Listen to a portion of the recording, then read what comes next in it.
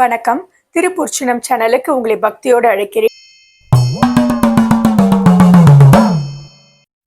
அடல் கரி போல ஐம்புலன்களுக்கு அஞ்சி அழிந்த என்னை விடற்கு அறியாய் விட்டிடுதி கண்டாய். விழு தொண்டர்க்கு அல்லால் தொடர்க்கு அறியாய் சுடர் மாமணியே. சுடர் தீ சுழல கடல் கரிது ஆய் எழு நஞ்சு அமுது ஆக்கும் கரை கண்டனே. துன்பம் வந்த காலத்துல அனைவரையும் காப்பாற்றுகிற ஆற்றல் சிவபெருமான் ஒருத்தருக்கு தான் இருக்குன்னு சொல்றாரு.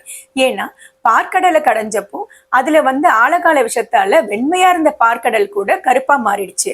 அததான் கடல் கரிதைன்னு சொல்றாரு.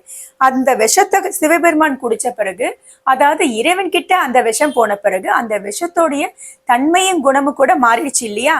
எதிரிங்க நம்ம கிட்ட சண்டை போடும்போது அதை தடுக்கிற ஆற்றல் அதிகமாக இருந்தா அது வீரமா தெரியும்.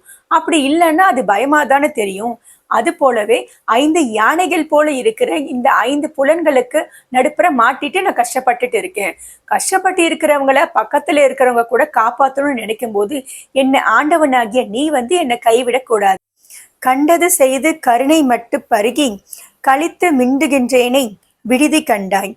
நின் விரை மலர்த்தால் பண்டு தந்தால் போல் பணித்து பணி செய்ய கூவித்து என்னை கொண்டு என் தாய் கலையாய் கலையாய குது குதுப்பே. அப்பா அம்மா பையன் தப்பு செஞ்சா அவன் மேல இருக்கிற பாசத்தால அவனை திருத்தி அடக்கி அவன் அன்போட கூட வச்சுப்பாங்க. அது போல இறைவா, நீங்களும் என் மேல கருணை காட்டியும் நான் அடங்காம இருக்கேன். அதனால என்னை நீங்க அடக்கி ஆட்கொள்ள வேண்டும்.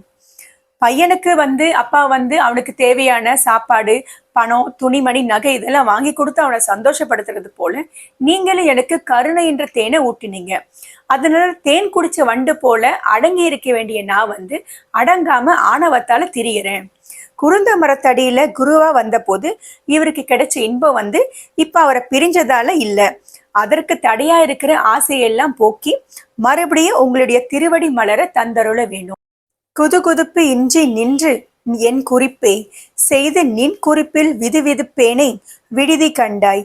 விரை ஆர்ந்து இனிய மது மது போன்று என்னை வாழைப்பழத்தின் மனம் கணிவித்து எதிர்வது எப்போது பயில்வி கைலை பரம்பரணி.